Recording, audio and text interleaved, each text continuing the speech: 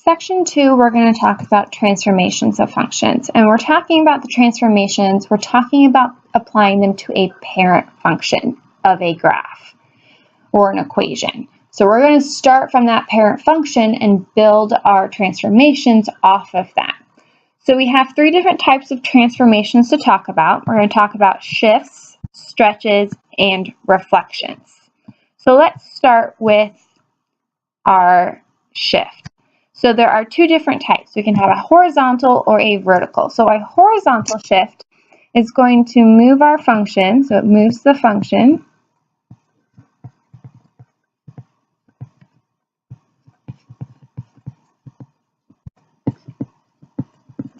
left and right.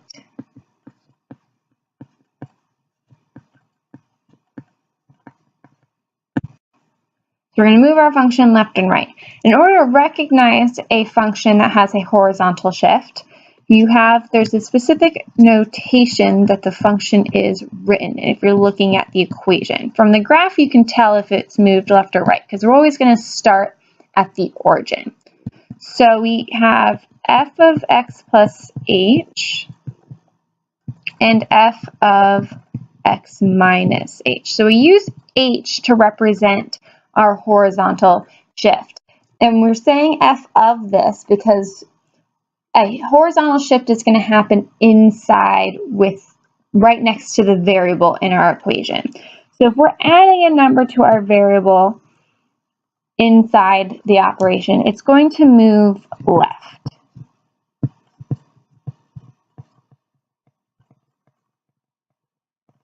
And if we're subtracting it, it's going to move right.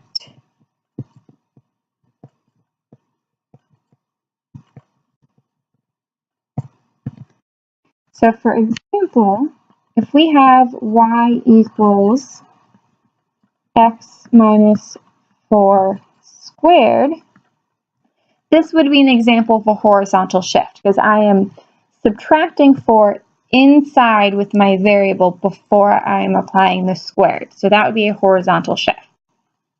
A vertical shift will then move our function up and down.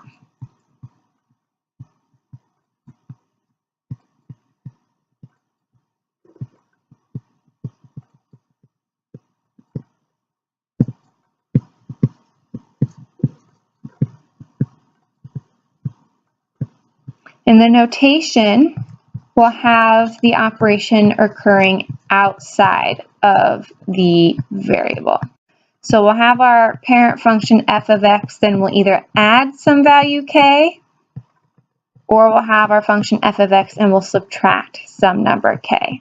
And unlike a horizontal shift where the sign has the opposite effect, a vertical shift, it keeps its effect. So if I have plus k, I move up.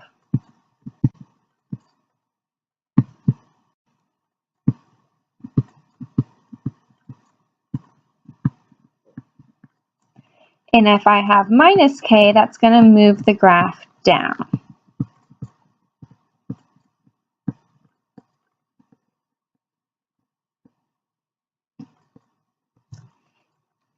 So for example, I'm going to use a different function. If I have y equals the absolute value of x plus 1, because I'm adding the 1 at the end, that would denote a moving up of the function. So we take our parent function from the origin and we just shift everything up 1. Okay. Now we're going to talk about stretches. So just like with a shift, there are 2 types of stretches. We can either have a horizontal shift or a vertical shift. Typically, you're going to see a vertical stretch applied to a graph. We're not going to see a whole lot of horizontal stretching. So when we talk about horizontal, the notation for that is going to be just like with a horizontal shift, it's going to occur inside. So we'd have f of bx. So x is being multiplied by some number b. And when determining whether that horizontal is a stretch, making it nearer, or a vertical shrink, making it wider, you look at the absolute value of b. So if the absolute value of b is greater than 1, it's going to be a shrink. It's going to shrink the graph. And if the absolute value of b is between 0 and 1, it's going to be a stretch. And I think I may have said that backwards just a minute ago, so I apologize. Now the vertical stretch is is the most common type of stretch that we're going to see on a function. So the vertical stretch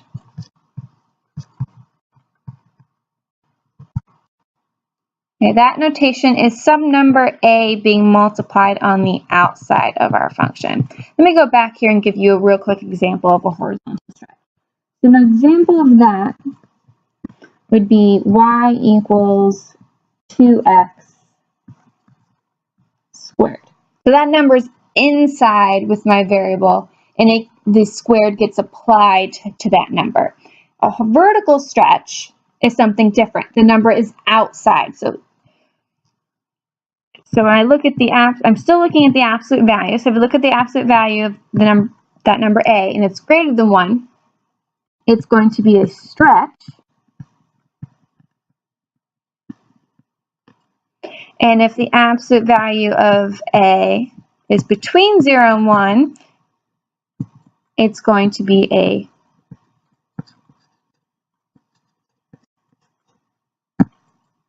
shrink. And I'm going to go ahead and use, so an example, if I had y equals 1/3 x squared, the 1/3 is not with the exponent, so the exponent doesn't get applied to the 1/3.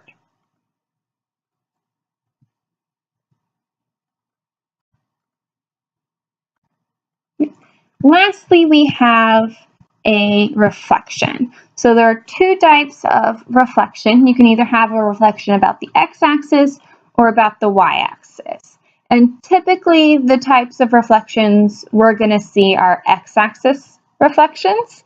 So an x-axis reflection is when you have that negative in front of your variable. So negative f of x.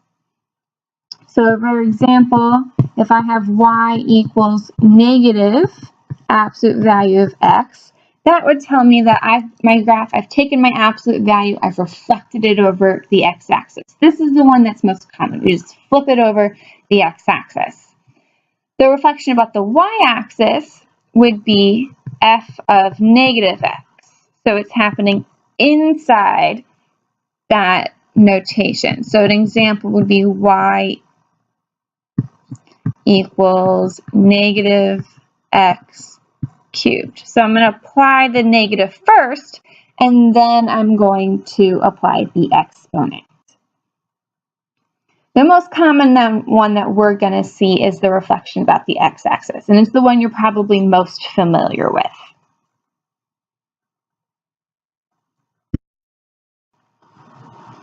So let's go ahead and look at some graphs and determine the transformations that have occurred. And it might be useful to keep track of what the parent function is. So let's look at our first example here. And I'm just going to, if I look at that, it's V-shaped. So I know that the parent function is the absolute value function. So I'm just going to draw a quick sketch of the absolute value function. Goes through the origin, and it's V-shaped, okay? So if I think about what I have to do from the origin to get to the lowest point of my absolute value, that's the transformations. So I know I have to go right, and then I have to go up. And I don't want to list right and up. I want to use the correct notation. So moving right is a horizontal, so I have a horizontal shift.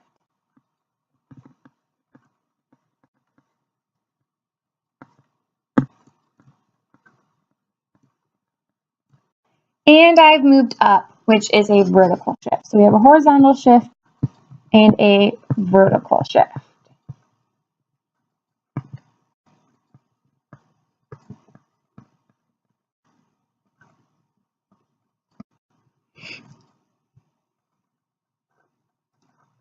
And that's all. I don't have a reflection and I don't have a stretch.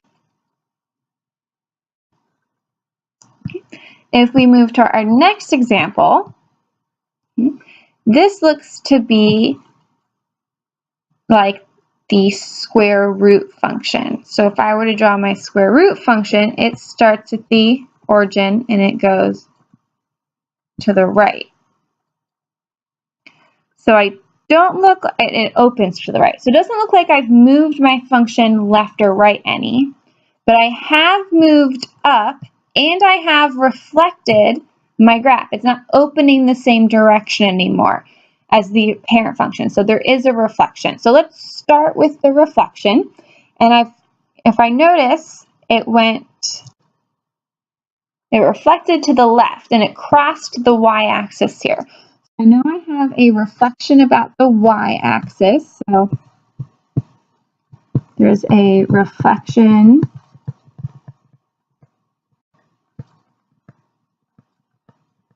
about the y-axis,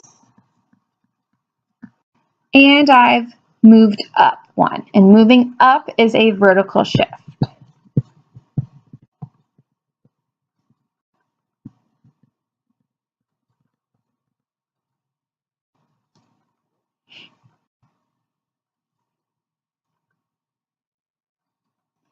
So that's one way we can identify transformations, is by looking at the graph and either kind of visualizing where the parent function will be or actually graphing the parent function along with it so we can see exactly what's happened. Another way to determine a transformation is to look at the function itself and identify what the parent function is to figure out what we've done to it. So if we look at this first one here, we have f of x equals 1/3 x cubed minus 7. So it would be a good idea to write down the parent function. So the parent function just comes from the variable. So it's x cubed. So I know my parent function is the cube function. F of x equals x cubed. Okay. So I've got that 1/3 out in front. And because it's in front and it's not inside being raised to my exponent, I know it's a vertical stretch. And I can actually be more specific in the fact that because it's between 0 and 1, I know it's a vertical shrink.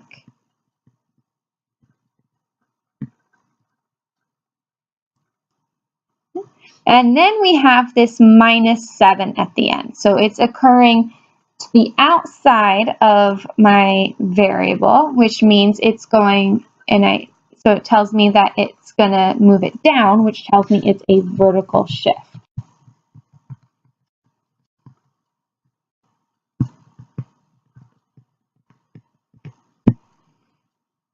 And that's all of the transformations on that function. Our second function here, we have f of x equals negative absolute value x plus 1 plus 4. So my parent function is going to be f of x equals the absolute value of x. One thing I notice is that negative in front. So a negative in front tells me there's a reflection, and it tells me that it's a reflection about the x-axis. So we have a reflection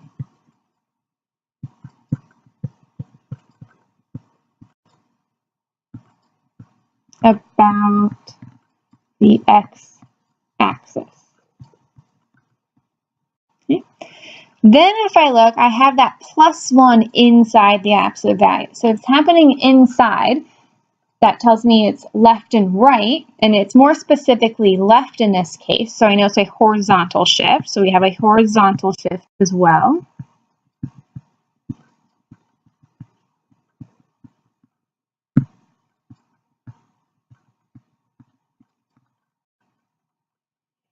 And then lastly, we have at the end a plus 4. So it's at the end, the plus 4 tells me it's moving up, which is a type of vertical shift.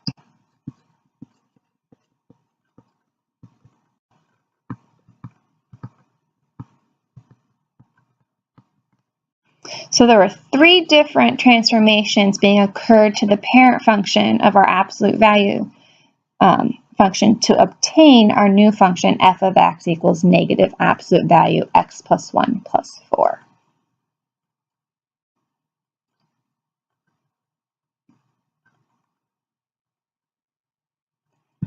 So let's go ahead for our last example. Let's try to determine the equation of a function based off the graph and what the transformations are. So I know my parent function is the square function. It's right here.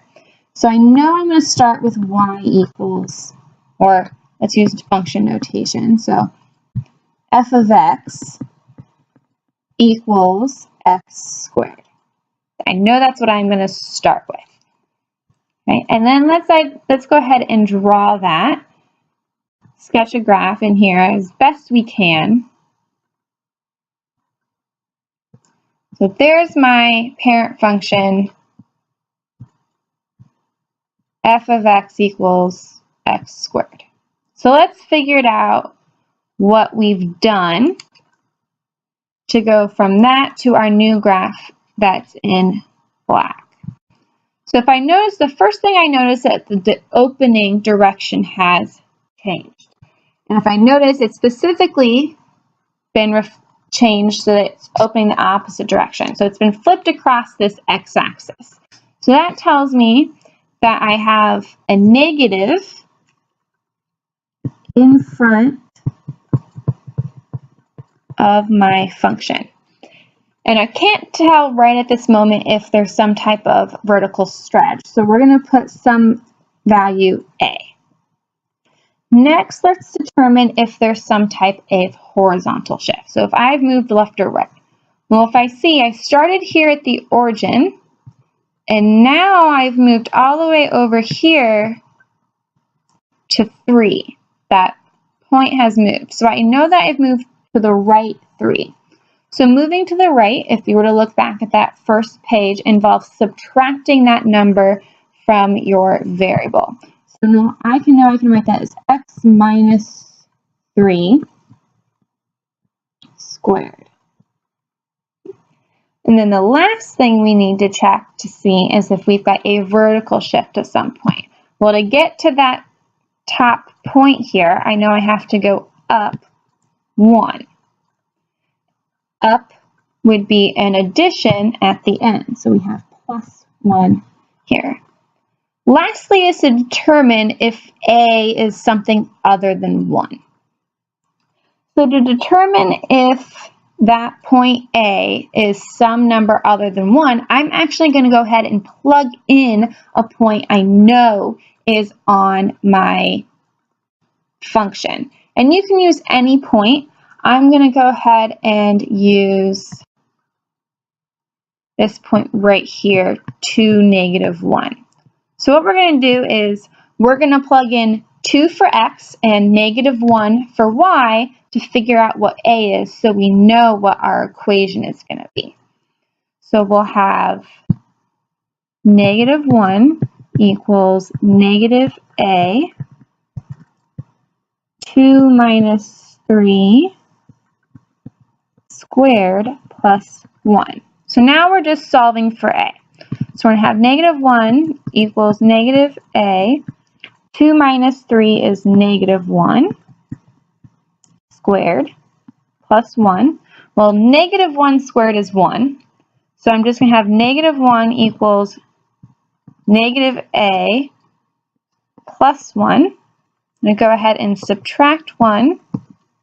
So I get -2 equals negative a. Then I'm going to divide by -1.